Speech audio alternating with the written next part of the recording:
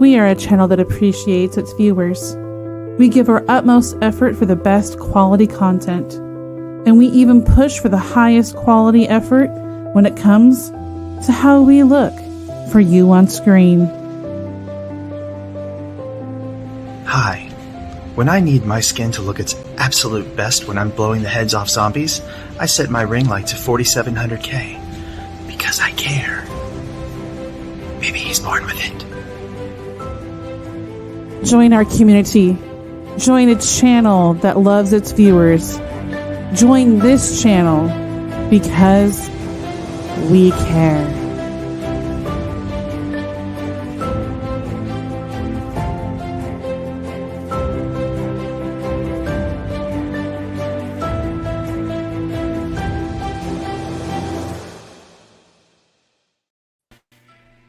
Well, hello, sir. Hello there. Oh my goodness, realized I got my phone silent. I absolutely love that intro. Makes me smile every time. For those that do not know who that is, make sure to check out Fours. He does Fours Gaming. He uploads on our channel just kind of random times. He doesn't have a specific time. A lot of our shows will come on at very specific times, but his is pre-recorded and pre-edited, so he just comes on whenever he wants to. How are you doing this week, my friend John? I'm doing really good. Had a lot of fun finding clips and getting them ready. That was neat. How was your holiday? Oh, that was fabulous. We had my girlfriend's son come down from college. His vehicle's running fine, and it was a great little holiday there with the three of us.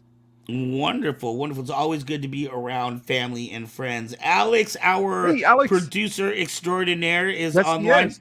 Make sure to check out his channel at Alex Perez Show on YouTube. He has a channel as well, but he helps us out here on this channel. My friend, we've got a great discussion tonight. I'm really excited about tonight's... Well, you know, I'm only excited because I know something about it. I'm not excited because it's, you know, woo, depression! Yeah! More depression! Yeah! Get some! Depression. No, this is a topic that affects a lot of people. And in fact, I pulled up I like to, you know, before our shows, I always go on Google and see if I can find 10 quick facts or something about, you know, and here I found, number 2, this is from the DoSomething.org website. Oh, I love them. Okay. I wasn't familiar with them, but I found the top 11 facts about depression. And here it says, number 2, 17.3 million adults in the United States have had at least one major depressive episode. That's 7.1% of all U.S. adults. That means almost 1 in 10 people. If you had 10 people standing in a line, almost one person will have at least had a depressive. Those are old stats, by the way. Older, I mean. When were they taken? Were they taken since the pandemic? You know what? I would guess no. Let me see. Because that's gone up, by the way. I don't see a date on this article, but I would imagine. Yeah, no, I'm looking at some of the facts of where they cited from, and I'm seeing a bunch of 2019s on here. So yeah, pandemic was 2020, right? Yeah. Yes. So yeah, I would say that's probably. You're probably right. The facts are probably a lot more. The pandemic, unfortunately, really augments a lot of stuff now that we think of as when we look up facts on things like that. Right. That number you said, though, is very, very, very good number that you mentioned. I mean, not good in that it happens, but right. You 1 in 10 people, 2 in 10 people probably now. And interestingly, this one I thought was interesting only because it ties directly into what we were talking about last week. Last week we had mentioned that a lot of these shows, a lot of times, you know, you can have one disorder, but there's so many things underneath it that so some of these shows are going to seem very similar, even though we're talking about expressly different topics. Yes. This fact here, number 5, says anxiety and depression disorders are closely related. Nearly 50% of those diagnosed with depression are also diagnosed with anxiety disorders. Yes, they are. Yes, I found that very interesting. Yes, they are. I've been clinically or diagnosed by doctors with depression and anxiety and bipolar and several other things. And yeah, they are tightly intertwined. Right, right. Well, before we get going too further, I'm going to pull up our definition here so we're all on the same page of what depression means. Because sometimes, I might say, "Oh, I'm depressed," right? But we may not necessarily. We might just mean we're sad. You know what I mean? But there is a very clinical definition for what depression is. And this says a condition or general emotional distraction and withdrawal. Sadness greater or more prolonged than warranted by objective reasoning. What does that mean to you? That tells me basically what that means to me. Hey, Michaela. Thanks, Debbie. What's up, Michaela? Oh, Michaela, your picture was absolutely beautiful. Your head wrap and everything, just stunning. I went down and I saw this beautiful. I'm like, oh, that made my day. Basically, what it means to me with the depression, it means that I become void of most all feelings. Like it says, it's greater, it's sadness greater and more prolonged. It's basically, it's not just sadness like, oh, I'm sad. I feel loss of something like I lost a pet or a loved one. Right. I actually go beyond that and I lose all feelings and you pretty much become numb feeling. If you've ever been like, remember when 9/11 happened and you felt immediately after that just numb for weeks? That's depression to me. Right. Right. And yeah, I really liked how it says that's warranted by any objective reason, right? So yes, this one gets difficult because who says what's objective reasoning, right? Like, let's say a family member passes on that you're very close to. It is typical and expected that you should have a grieving process. Yes. But at what point does that turn into depression? I'm wondering. Is it when you let's say, my mother passed 2 years ago. But would it be if maybe I couldn't go to my job because I just wanted to stay in bed and cry about the situation? It would interfere with every aspect of your normal daily life. Like you wouldn't be able to function. You go to work and then you just basically are a zombie. You can't help customers, or you go to school, you can't help and be functional with the kids, or you basically, like you said, can't get out of bed. You not necessarily crying or anything, but you just don't want to do anything. Basically, don't even want to exist. It seems like at times, type of stuff. Like Michaela says, I struggle with depression a lot. It's not fun. I do as well. In fact, I got hit with the bout of it, just a small bout this morning, and crazily, it spun right into anxiety, which was what we were just talking about on that list, right? I started getting sad. I'm not laughing at you. I'm just laughing that it's interesting in how tightly all of this stuff is intertwined, and it's impossible to really separate it into separate pieces and go, okay, you could have depression or you could have anxiety, but not both. Right. So in my case this morning, I was driving to work and I was thinking about some situations and I got depressed. And that quickly, I don't know how in my mind, but I started panicking and getting claustrophobic and needing to calm down. And thankfully, our show from last week, we did that. I learned some techniques. I learned to breathe and to try to distract my mind because I was in traffic situation that I was on the freeway. We don't need you distracted there, my friend. All right, I couldn't. I was on the freeway. I couldn't pull over. Yeah, I was on the freeway in heavy traffic, so there was no place for me to pull over, or so I had to use some of our techniques from last week to help me get through that situation. So awesome. Yeah, it sounds like they worked. Well, yeah, it did, and I am actually thankful, and I'm actually kind of surprised because it sounds really stupid, right? It does. Just breathe. Just breathe and just try to distract yourself. But sometimes that's all you have. Exactly. You don't have a choice but to do those things, This week I had an anxiety issue. My insurance paperwork came back from my doctors, and they said, your doctor didn't fill it all out properly. I looked at it, it says, oh, he can drive for an hour. And so I wrote down there, I filled out everything, even the doctor's area, and I said, I don't care if this is self-diagnosed or my own opinions going in there, but I'm going to fill this in completely for him. Right. And so I filled it in, and then I put on there, please don't assume my condition. Just ask if I can drive. Now, what happened was my prior doctor that I had for years had assumed without asking me, and I told him several times I can't drive. I told him when I couldn't drive, but he put down on my paperwork going into the insurance company, he can drive. It's like, I don't even own a driver's license since 2009. Right. I've got a state ID because I'm dangerous driving.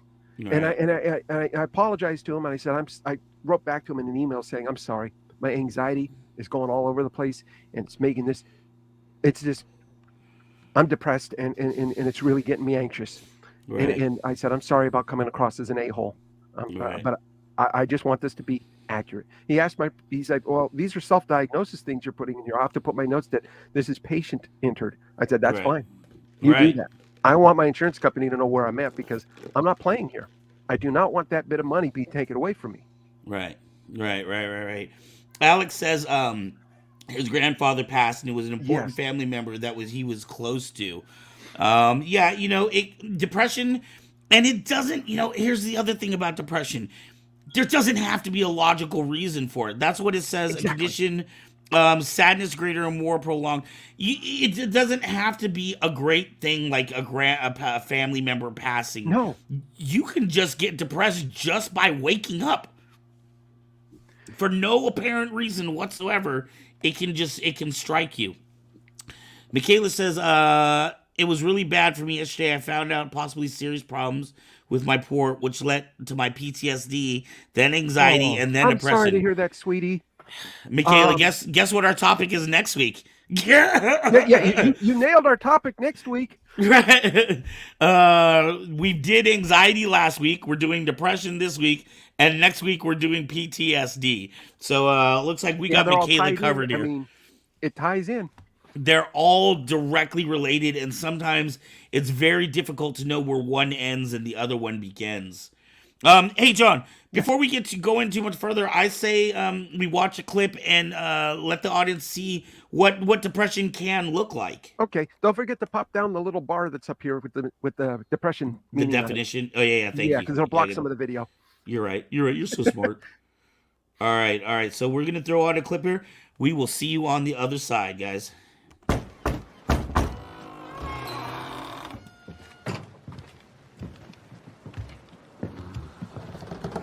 What the?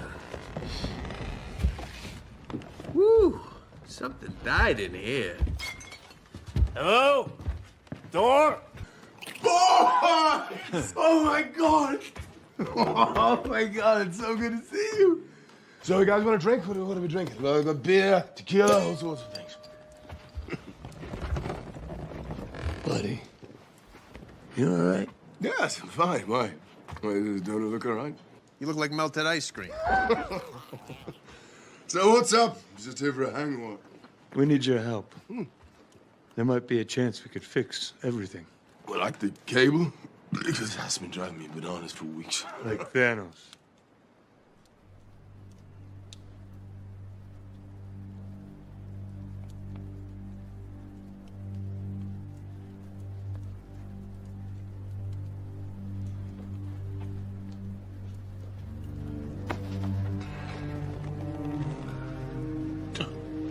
Say that. Yeah, we don't actually say that name in here.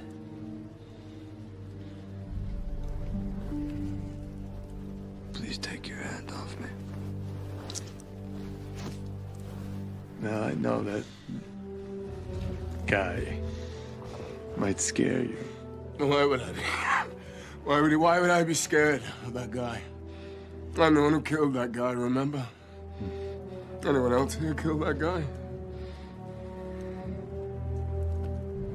Nope. Didn't think so. Cool. Why don't you tell everybody who chopped Thanos' big head off? Stormbreaker? Oh, who was swinging Stormbreaker? I get it. You're in a rough spot. Okay, I've been there myself. And you want to know who helped me out of it? Natasha. It was you. You helped me. Why did you ask the Asgardians down there how much my help is worth?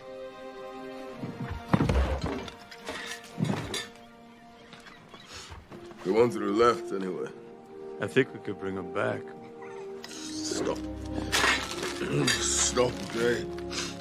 I know you think I'm down there wallowing in my own self-pity, waiting to be rescued and saved, but I'm fine, okay? We're fine, aren't we? Oh, all good here, mate. So, whatever it is that you're offering, we're not into it. Don't care, couldn't care less. Goodbye. We need you, pal.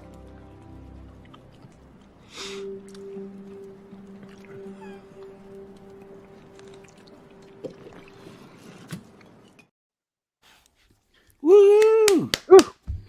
Man, that was a powerful clip. It really is. quickly, It really is. Alex down here made a comment.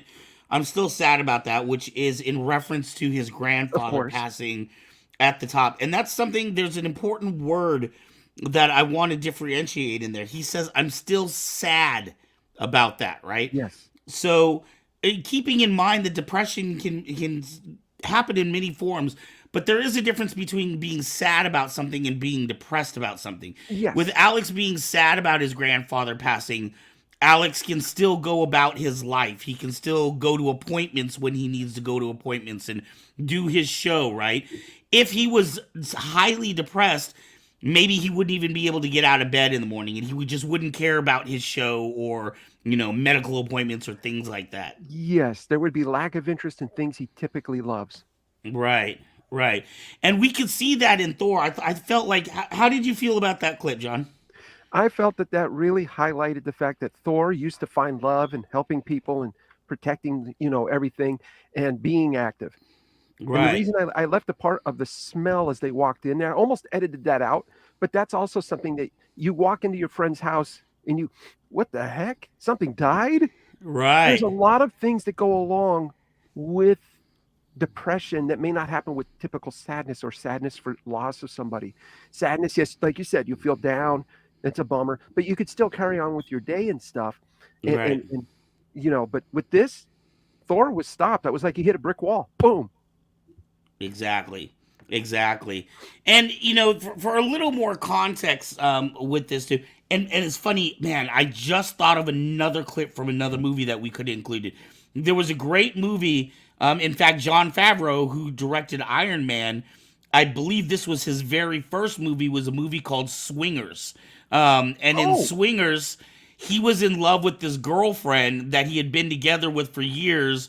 And then there's a scene where Vince Vaughn walks in and talks about how bad it smells and asked him when the last time he showered was and brought him some orange juice and some snacks, opened up the light, right? That's another thing that is often associated with being depressed is being in dark rooms, right? Or being in a place that's dark.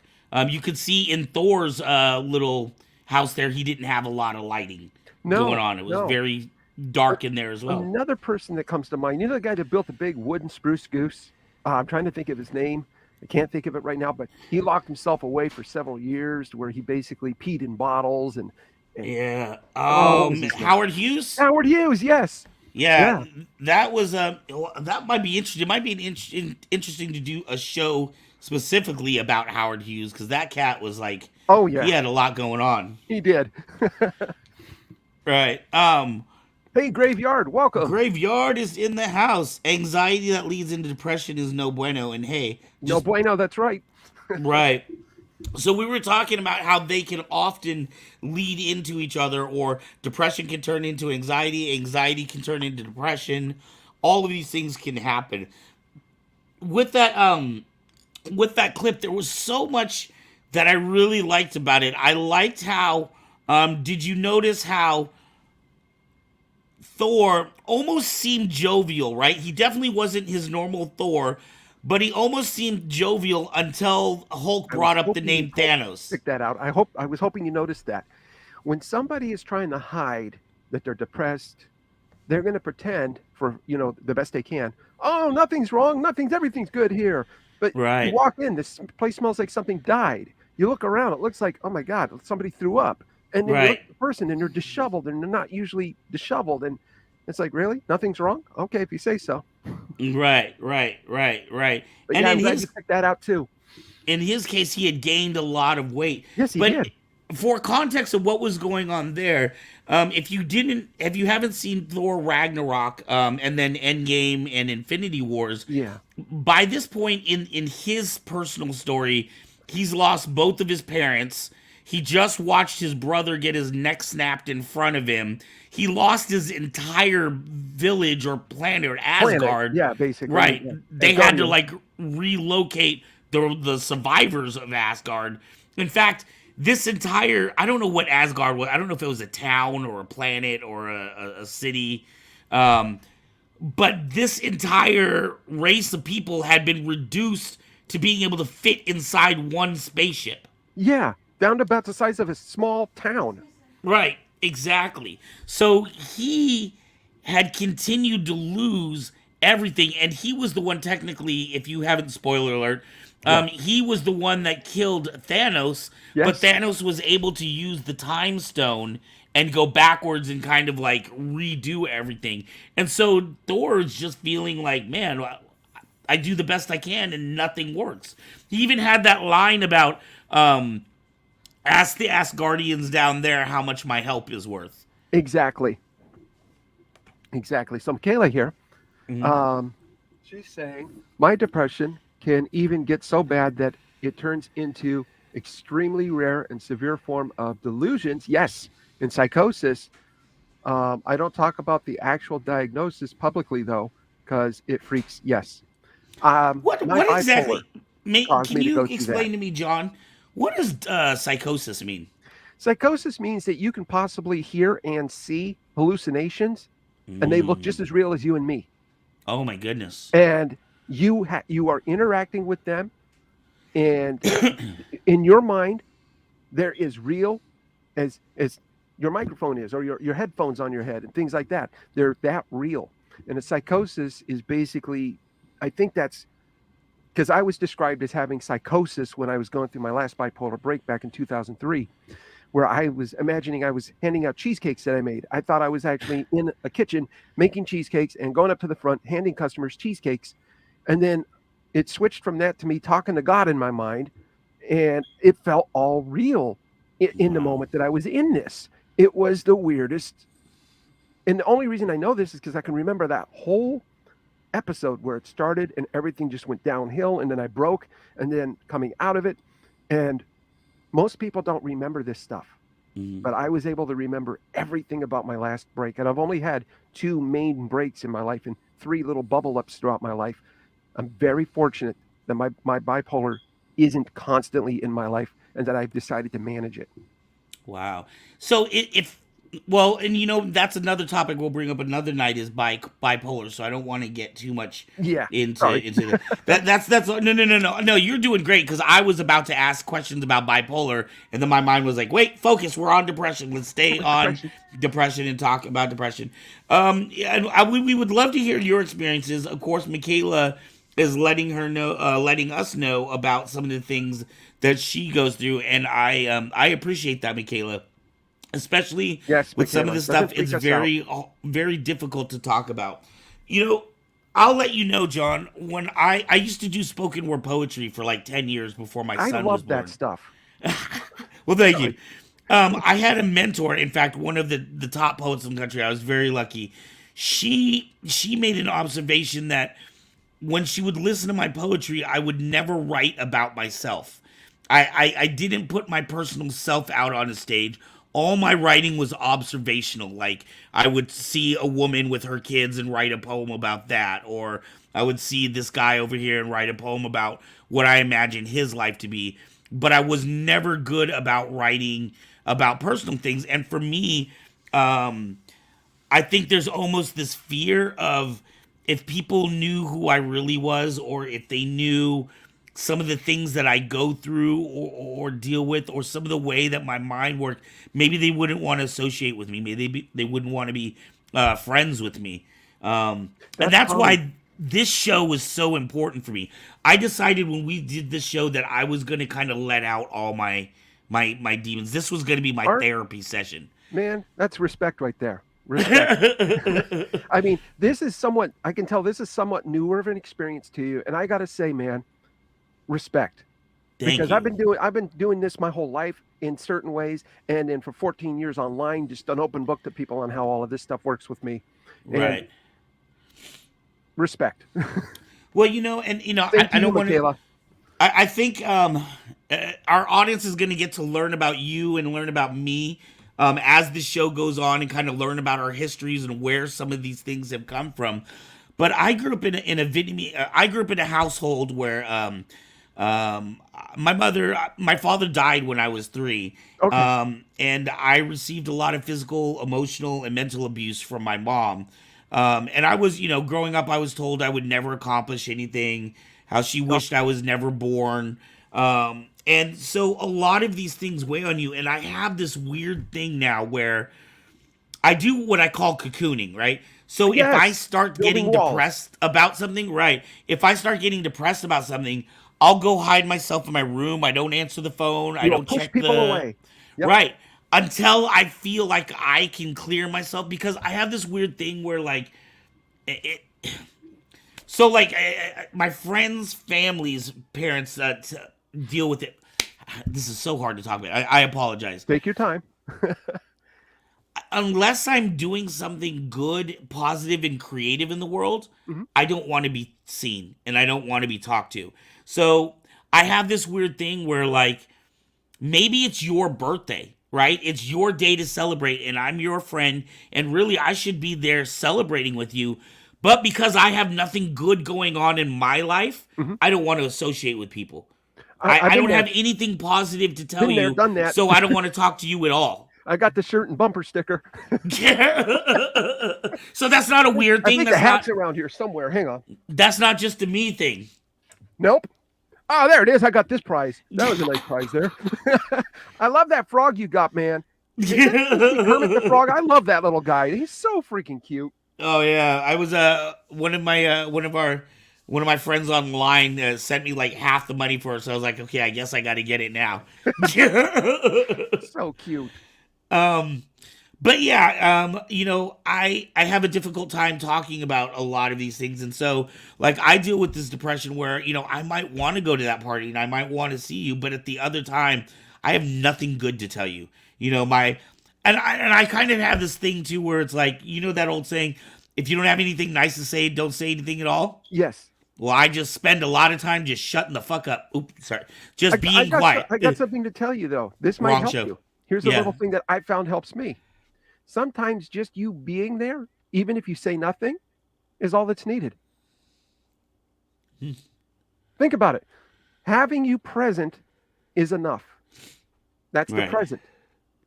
You're there. Huh. You don't have to worry about being entertaining or bring something, somebody, hey, Ark, what's going on with you today? And you're like, oh, today I went to the store and I picked up this thing, you know? And all of a sudden now you're talking about something, and then before you know it, it's just casually segued right into it, and you didn't have to bring anything forced. I'm like that, so I understand what like I said, I've been there. I got the bumper sticker, the keychain, the hat. Right. And sometimes it's just simply being there that means the most to people, and that's all they need to see that you're there. And if they notice something going, hey man, you're not talking as much as you normally do. I'm just happy to see you go, just here to celebrate and see what you're doing. I'm taking pictures and stuff. And maybe you're not, take pictures of things, post them up on your Facebook and say, hey, I was at this great party. Maybe you didn't say a lot. That's what got me into photography, man. Wow. I'm like, let me do something. Well, I'm not talking. Take pictures, videos. Right. Something to keep you distracted. Works. No, it really, like breathing. It's corny sounding, but it works. Right. And like I said, respect for talking about this stuff as a new person coming out about this stuff. It means the world to me. Well, thank you, man. And I think that's why I was so eager to get this show going with you. You know what I mean? Like I said, when I ran across your channel, I was very I mean, I was blown away with how open you were about these things. I mean, you see so many celebrities on TV, people that you look up to and admire, and they're so afraid of telling you about, different things that they may be dealing with because they don't want to. Their paycheck is tied to it, right? I Exactly. And so I think in our society, it's so hard to talk about. It's taboo. It's taboo, right? And I know I'm a 50-year-old American single man in the United States. I don't really have any friends. I don't have anybody that I go kick it with or talk to, or I go to my job in the day, and in fact, the people at my job don't even like me. So I go to my job and I sit in a classroom where nobody talks to me all day long. And then I come home, I deal with my child, and then, Kyber Cave Productions and Kyber Cave eats up so much of my time, of course, that I don't have a chance to really think about the fact that I am lonely and that I don't have people to talk to, or until 1 or 2 a.m. hits and I start having anxiety issues. Exactly. And now I can't go to sleep because that's all I'm thinking about. You know, the nights when I'm up, my pain is kicking my butt and stuff, and I'm chatting with you guys and stuff. Hey, I'm here, and stuff like that. That's happening to me while my pain. I'm like, come on, will I get to sleep? No. So I might as well chat while I can. Joe, what is up? Thank you for joining us. Hey, Joe, welcome, my friend. I thought I saw your name sneak in here. I think it's a good time for another little clip. What do you say, John? Exactly. I really like this next one. I'm excited to talk about this on the other side. So let's get this rolling.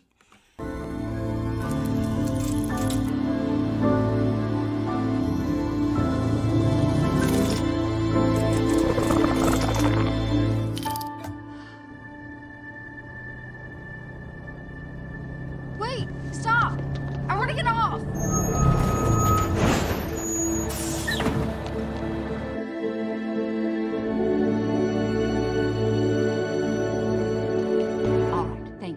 We will. Her teacher hasn't even seen Riley all day. What was she wearing last? Do you even remember what... Riley! Oh, we were worried sick. Where have you been? It's so late.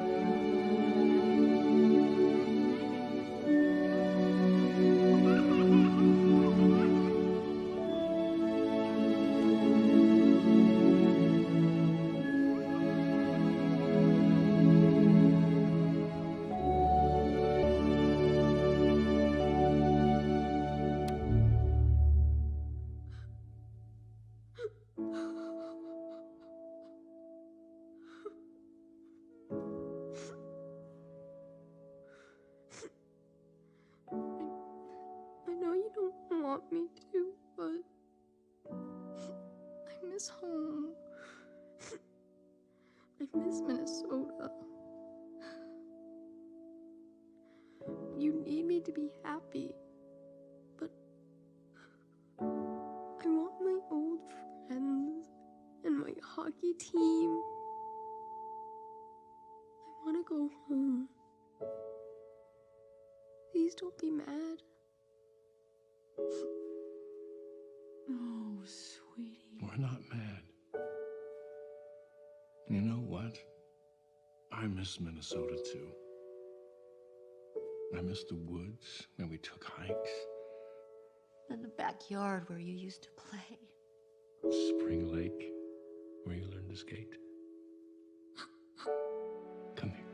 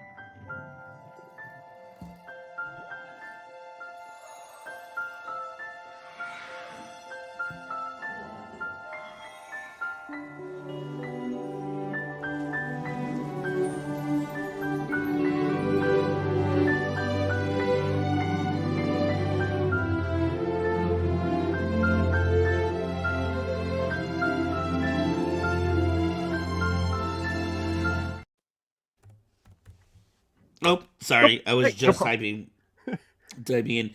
I see Michaela said no, and then copyright, and then Joe said got hit. So what I'm assuming, pardon me, I'm assuming that it got cut. Part of the audio got cut. Oh, stream is unavailable now. Is it? The stream just stopped. I'll show you on my screen here real quick what's going on. I got a. Oh shit. I got a representation of the broadcast going live, so I can keep an eye on that. Wait, let's Not see. so much a strike, but just they stopped because you were showing copyrighted material, I guess. So what does that mean? So should I end and restart or just keep it Yes, going? you'll have to end and restart. This has happened to me before. Okay. It happened to me so just 2 days ago. And we're gonna end and just come right back in. Yes.